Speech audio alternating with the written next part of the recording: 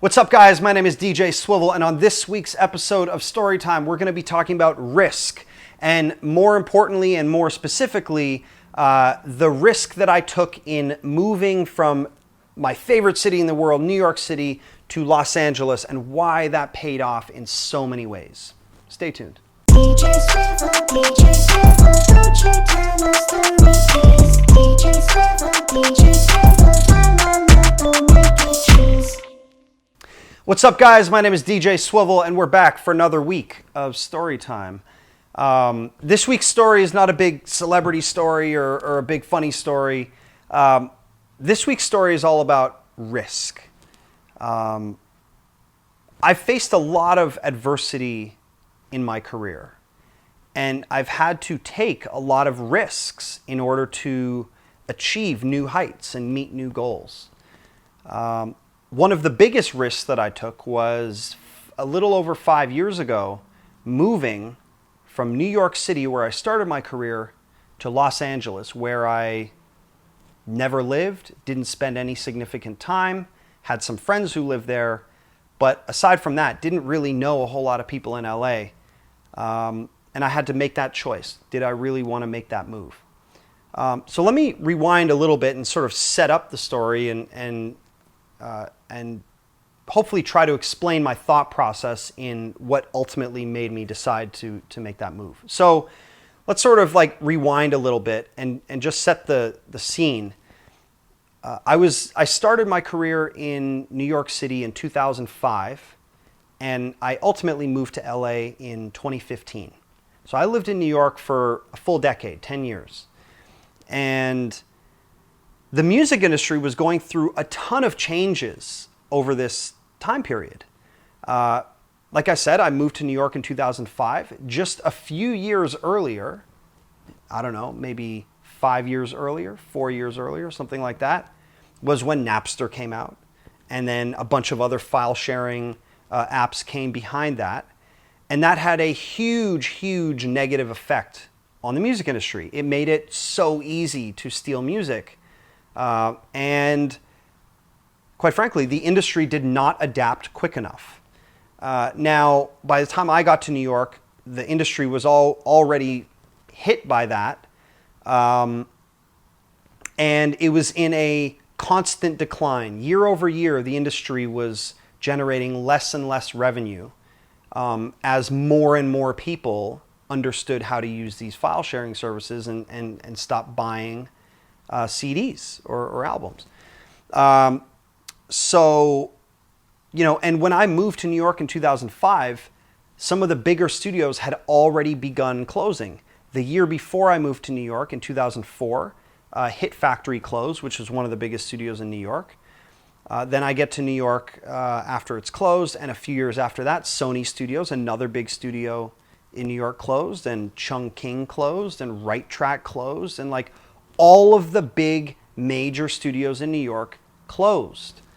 And they closed for a number of reasons, but most importantly, label budgets, artist budgets dropped, rents went up in New York, and it was just tough for the economics of running a large studio in Manhattan to work.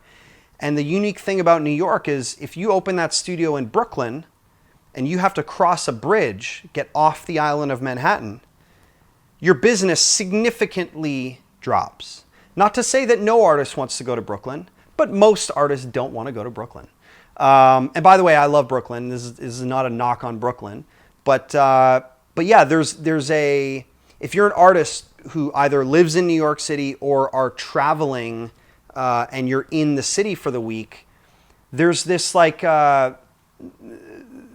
there's this stigma of leaving the island of Manhattan and having to go to Brooklyn or Queens or New Jersey. Like, you know, Manhattan is an island, and anytime you have to leave that island, there's a big mental hurdle to jump through. And so the point is, wherever the cheaper rents were in the outer boroughs, that's not where people wanted to record. And so it made it very difficult to continue to make music in New York. So that feeling, and by the way, over those 10 years I'm working in New York, all of my friends, almost all of my friends who I knew in New York left. All of my music industry contacts, I'd say 80% of them, they all left New York and they moved to Los Angeles. I love the city of New York, and that was a really tough decision for me. But around 2014, so 9 years into my career in New York, business had significantly dropped. It was getting harder and harder to pay these like huge rents in New York, and I was just getting this crazy anxious feeling that I should not be in this city any longer. Compound that with the fact that I was in a relationship that was not a great one, and so there was a lot of reason for me to want to leave.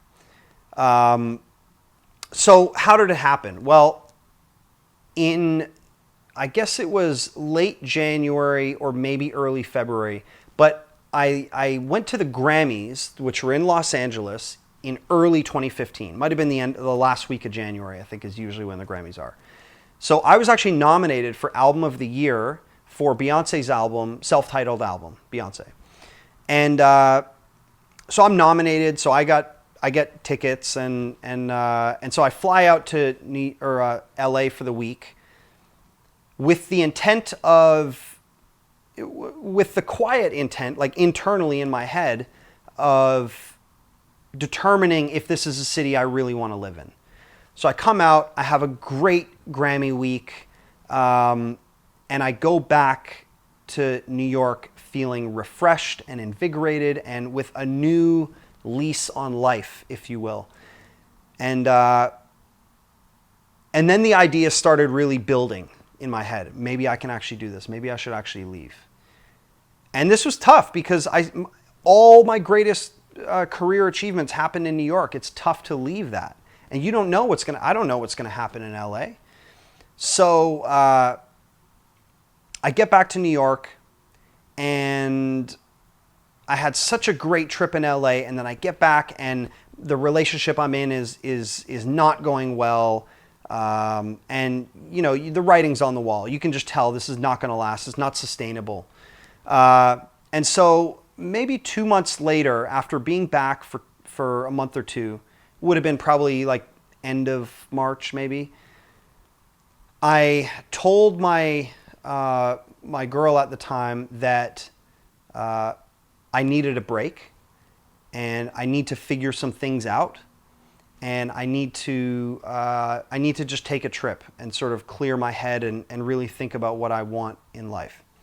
And so that was tough having that conversation, but ultimately I did that, and I left New York for a month. And I sort of did a whole tour of the country in a way. I went from New York to Vancouver, and I stayed with some incredible friends of mine in Vancouver who really opened my eyes to the opportunities that were outside of my peripheral vision. They really showed me that there was opportunity elsewhere, and that you know, I'm not stuck. I don't have to be stuck in New York. And while I was in Vancouver, I actually met the CEO and founder of a company which I ultimately, you know, angel invested and co-founded, called Skio Music. And he pitched me on the idea, and they had already started to build it. And I loved the idea, and so I decided to invest and join the company early, and that all happened in a 1 week period in Vancouver. And so that already got me set up for the idea of leaving, because within a few days of leaving New York, something positive happened. So I spent the week in Vancouver, learned a lot about myself, and then I went down to Los Angeles to stay with a friend of mine down here. And I stayed for 3 weeks, and the goal of those 3 weeks was to look for apartments, connect with friends who had left, A&Rs, just connect with people and see if I could make something happen for myself over those 3 weeks, and really decide, is this the place I want to be? I was coming, this is now a few months after the Grammys. And so, of course, Grammy week, nominated for Album of the Year, that's going to be a great week. I'm going to red carpets and doing all this great stuff. And of course, that's a great week. But what's LA like for 3 weeks when there isn't a big event going on and it's just regular everyday life? And so I go out there and I start looking at apartments and I start meeting people and doing all that. And it really solidifies the fact that I need to be in LA. I needed to leave New York. I needed to be in LA. So after those 3 weeks, I found an apartment that I thought would be great. And I didn't sign the lease right away, but I had it sort of on the books, and I just needed to figure out when I could leave New York and how quickly I could get back. So I leave LA, and then I have one more stop before I go back to New York. I go down to Full Sail University. I go there every year for their Hall of Fame ceremony and speak to the students.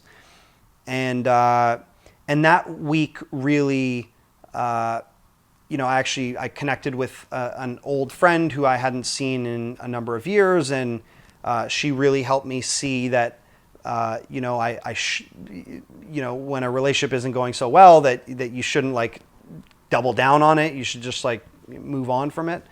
And so that was sort of the final piece of the puzzle. And so I had a great week in Orlando, and I said, all right, I'm going to go to New York with the intent and committed to the idea of breaking up with my girlfriend and moving to LA. So I get back to New York and I find out I'm locked out of my own apartment. So that was fun. So I quickly had to, call an audible, and I ended up staying with my friend Jay Sean out there for a week. And, it was a difficult process getting my things back and whatever, but ultimately I finally got back into my apartment. I was able to pack my things and get out of there. And I shipped them, I shipped everything out to LA, knowing that I hadn't signed my lease yet, but I was committed to it. I signed the lease while I was remotely while I was in New York. And a few weeks later, I was out in LA and I started the move. So my stuff shows up and now I get to start building my career in LA. And right after that happened, this is at this time I had just met the Chainsmokers like a few months prior. And when I moved, 2 months after I moved, they moved. And so all these things started happening. They left New York, they moved to LA, and we were able to work with one another pretty much every day. And this was prior to Roses, but quickly after that move, Roses hit. Then Don't Let Me Down hit. Then Closer came out, and it was the biggest song in the world. And I didn't know that was going to happen, but I just feel like when the pressure is on and you are put in a position where you have to make a big change, I've found that I work even harder, that I go after it even more, because I know that I don't want that change to be one of the failures of my life. I want that to be one of the best decisions. And so I find that I work extra hard to make it happen. And, of course, some of it's work, some of it's just dumb luck. But part of me just doesn't even believe in luck. Part of me just believes that if you work really hard and put yourself in good positions, luck just seems to happen to you. But that's neither here nor there. We can describe it however we want. But the point is, I moved out to LA and I started working extra hard to make sure that was going to be a good move. And then sure enough, the Chainsmokers move out. We start making all that music, and then it happens. And then, everything kind of was smooth sailing after that, so to speak. And so I guess the lesson here is take those risks. If your body is telling you, you're feeling anxious, you're not sleeping well, you're worried about, your career or what you're doing in this city or that city or whatever you're doing in this job, that job, take the risk, make the change. I've found that when you take that risk, you don't know what's on the other side of the hill. You will work extra hard to make sure that whatever is on the other side of the hill is better than what you're leaving. And that's how it kind of worked out for me. So I challenge you all, if you're feeling that, take the risk, figure out the logistics. There's always a solution for the money problem. There's always a solution for the time problem. There's always a solution to some of the issues. If you are persistent enough and focused enough on meeting that next goal. So take the risk, make the change, and I think you're going to find out that it will pay off in huge ways in your life. It did for me, at least. So yeah, that's my lesson for this week. That's story time. And like and subscribe, comment. Let me know if you've sort of encountered something like this or have been in the same shoes as me. How did it work out for you guys? I'd love to hear it. And I'll see you guys in 2 weeks for the next story time.